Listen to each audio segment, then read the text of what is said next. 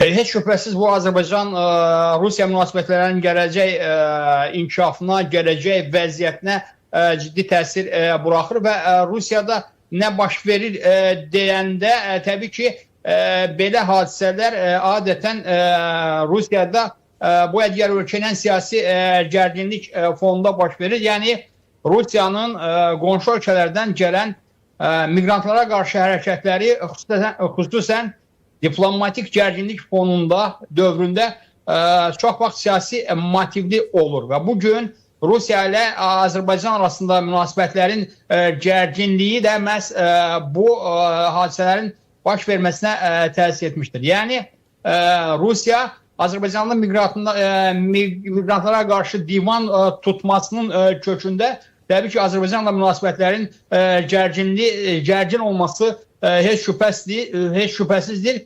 Miqrantlar Rusiyada iqtisadi asıllıq və hüquqi qeyri-müəyyənlik səbəbindən həssas olurlar və onların yardıma daha çox ehtiyacı olurlar və onları incitmək hər əsasdan çox asan olur. Azərbaycanlı miqrantların hədəfə alınması bu da heç görünməmiş, yaxud da ki, gözlənilməyən hadisə deyil. Ona görə ki, Rusiya bu vaxta qədər də bu taktikadan çox geniş şəkildə istifadə etmişdir. Rusiyanın SSR dağıldıqdan sonraki tarixinə nəzər salsaq, biz dəfələrlə belə bu işlərin şahidi olmuşuq. Məsələn, Rusiya Mərkəzi Asiya ölkələrinə qarşı, ölkələrində olan miqrantlara qarşı dəfələrlə bu üsuldan istifadə etmişdir. Məsələn, Özbəkistan, Qırğızistan, Tacikistandan olan insanlara qarşı, miqrantlara qarşı, sonra Gürcüstandan olan miqrantlara qarşı, əgər yadınızdarsa 2008-ci ildə Rusiya-Gürcüstan müharibəsindən sonraki münasibətlərin baş vermə səbəbləri aydınlaşdırsaq, məhz bu da elə siyasi gərginlik fonunda baş vermişdir. Yəni Gürcüstanla Rusiya arasında olan siyasi gərginlik, Gürcüstanın Rusiyadan ayrılaraq Qərblə və Amerika Birləşmiş Ştatları ilə yaxlaşma cəhdləri məhz səbəb oldu ki, Rusiya Gürcüstandan olan miqrantlara qarşı divan tutsun. Və son nümunəmiz isə Ukraynadır. Ukraynalı miqrantlara qarşı Rusiyanın divan tutması bizim indi gözümüzün qabağındadır. Təkcə Ukraynalı miqrantlar deyil, ümumiyyətlə Ukrayna xalqına qarşı Rusiyanın divan tutması hamının, bütün dünya ictimaiyyətinin gözü önündədir.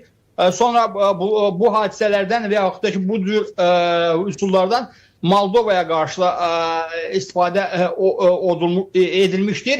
Və təbii ki, bütün bunların davamı indi Azərbaycana qarşıdır və Azərbaycana qarşı hadisələrin fonunda nə dayanır? Yoxdur ki, Rusiya nəyə görə birdən-birə Azərbaycanlı miqrantlara qarşı bu hadisələrə əl atdı? Bu həqiqətən də siyasi motivlidirmi? Heç şübhəsiz. Yəni şübhə etməməliyik də buna. Heç şübhəsiz. Rusiyanın Azərbaycanlı miqrantlara qarşı hərəkətləri geosiyasi, daxili siyasi və sosial-iqtisadi amillərin məzmusunda başa düşülə bilər. Heç bir rəsmi səbəb açıqlanmasa da ehtimal olan əsas səbəbləri mən aşağıdakıları kimi görürəm. Geosiyasi gərginliklər və təzyiq taktikaları. Məlum olduğu kimi Dağlıq Qarabağ müharibəsi bitdikdən sonra və Azərbaycan öz torpaqlarını Rusiyanın gücü vasitəsilə işğal altında saxlayan Ermənistandan azad etdi və beləliklə Rusiyanın əlində olan Azərbaycan təzyiq vasitəsi kimi istifadə etdiyi son rıçaq mı deyək, son vasitə əlindən alındı və təbii ki, Rusiya Cənubi Qafqazda öz nizamlayıcı, yaxud da ki, vasitəçi, yaxud da ki, nə bilim, rəhbər imicini itirdi. Və beləliklə bu rıçaqların, yaxud da ki, bu təzyiq vasitələrinin aradan çıxması Azərbaycanda Rusiyanın nüfuzunun azalması ilə nəticələndi. Və Rusiyanın əlində sadəcə miqrantlar məsələsi qaldı. Miqrantlar qaldı ki, Rusiya bundan da indiki səviyyədə, indiki vaxt Azərbaycana qarşı istifadə etməyə çalışır.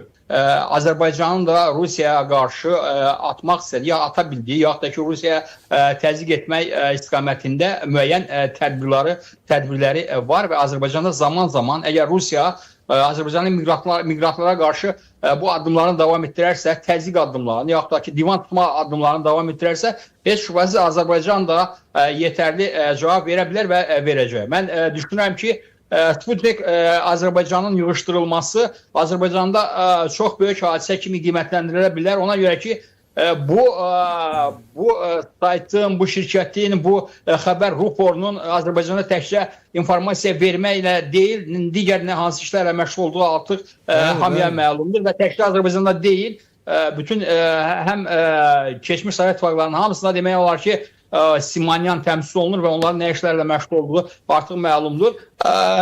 Bilirsiniz, mən hesab edirəm ki, bu son zamanlar Azərbaycanda Rus məktəblərinə qarşı həqiqətən də təzyiqlər artır və narahatsızlıq Rus məktəblərinin şəbəkəsinin bu qədər artmasından ciddi və həqiqi narahatsızlıqlar doğur. Və həqiqətən də Rus məktəblərinin səviyyəsi indiki halda Azərbaycan məktəblərinin az qala keçməyə doğru gedir və bunun qarşısı alınmasa heç şübhəsiz ki, bu proporsiya pozula bilər və Rus məktəblərinin sayı həddindən artıq ola bilər. Amma gəlin düşünək, görək ki, bu səbəbi axtaraq tapaq ki, nəyə görə Rus məktəbləri Azərbaycanda bu sürətlə artır və bu səbəbi aradan qaldıraq. Bu səbəb nədir? Bu səbəb Azərbaycan dilində olan məktəblərin səviyyəsinin aşağı olmasıdırmı? Yaxud da ki, Azərbaycanda rus dilli əhalinin sayının artmasıdırmı? Bu qədər çox olmasıdırmı? Və yaxud da ki, bu səbəb mənə eləyər ki, köklü səbəb əsas odur ki, bu nədən Azərbaycanlı valideyn öz uşağını Azərbaycanlı məktəbdən çox Rus məktəblərinə aparmağa üstünlük verir. Və bu səbəbi tapandan sonra aradan qaldırandan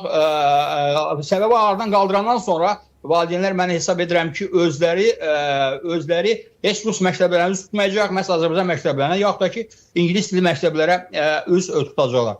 Yaxud da ki, yaxud da ki, İngilis dili məktəblərə verilən statusdan da istifadə etmək olar Rus dili məktəblərlə. Bilirsiniz, mən hesab edirəm ki, güc və təzyiq vasitəsilə Rus dili məktəblərini bağlamaq mümkün olmayacaq. Qeyd etdiyim kimi, bunun üçün insanlar arasında söhbətlər aparmalı, təbliğatlar aparmalı və insanlar başa düşməlidirlər ki, Rus dilində təhsil alanlar eyni zamanda Rus mədəniyyəti üzrə də öyrənirlər. Gənc uşaqlarımızın, yeniyetmələrimizin Rus məktəblərinə tapşırılması, onlara göndərilməsi mən hesab edirəm ki, Azərbaycan mentalitetinin müəyyən qədər gələcəkdə aradan çıxmasıyla nəticələnə bilər və oxucuların narazılığını, yaxud da ki, narahatsızlığını mən təbii qəbul edirəm bu yolda. Və mən hesab edirəm ki, Peskov heç də durub fikir bildirmir ki, bu Rusiyada Azərbaycanın miqrantlara tutulan divandan narahatlar. Mən hesab edirəm ki, Azərbaycanın bu divana qarşı Rusiya ilə münasibətdə atdığı addımlardan narahatdılar və mən düşünürəm ki, Peskov Azərbaycanın Rusiya ilə münasibətlərinin korlanmasından və Azərbaycanın Rusiya ilə münasibətlərinin korlanması fonunda digər ölkələrlə, qərb ölkələri ilə, Amerika Birləşmiş Ştatları ilə, o cümlədən Türkiyə ilə yaxınlaşmasından doğan narahatsızlıqdır. Bu heç də Azərbaycanlara qarşı tutulan divandan doğulan narahatlıq deyil. Bu təkcə Peskov deyil, o cümlədən Zaxarovanın da bu yaxınlarda bu barədə biz bu bəyanatlarını eşidəcəyik və təkcə Zaxarova deyil, Zatulini var, Tolstoy var və digərləri var. Bütün bunlar hamısı məhz narahatsızlıq ifadə edəcəklər. Amma Rusiyada Azərbaycanlılara qarşı zorakılıqdan deyil, Azərbaycanın Rusiyadan üz döndərməsi və eyni hərəkəti Rusiyaya qarşı etməsindən narahat olduğunu bildirlər. Və düşünürəm ki, Ermənistandan sonra və Gürcüstandan sonra Azərbaycanın da Rusiya orbitindən çıxması Rusiya üçün çox ciddi zərbə ola bilərdi. Və bu məhz Peskov bunun üçün narahat olmağa dəyər. Peskovun Azərbaycanla münasibətlərin korlanmasından narahat olmağına əsası vardır, düşündüyüm qədər. Ona görə ki, Rusiya ilə münasibətlərin korlanması paralel olaraq Azərbaycanın Avropa İttifaqı ölkələri ilə münasibətlərin inkişaf etdirilməsi, Amerika Birləşmiş Ştatları ilə münasibətlərin inkişaf etdirilməsi, Türkiyə ilə daha sıx bağlanması, Türkiyə, Pakistan hərbi ittifaqının inkişaf etdirilməsi, o cümlədən Ukrayna münasibətlərinin inkişaf etdirilməsinə bərabərdir. Yəni, Azərbaycan Rusiya ilə münasibətləri zəifləyirsə, heç şübhəsiz bunun əvəzinə sadaladığım ölkələrlə, sadaladığım tərəflərlə münasibətləri inkişaf etdirəcək. Və bu da Rusiya üçün indiki geosiyasi şəraitdə heç də arzu olunan nəticələrə gətirib çıxarmayacaq.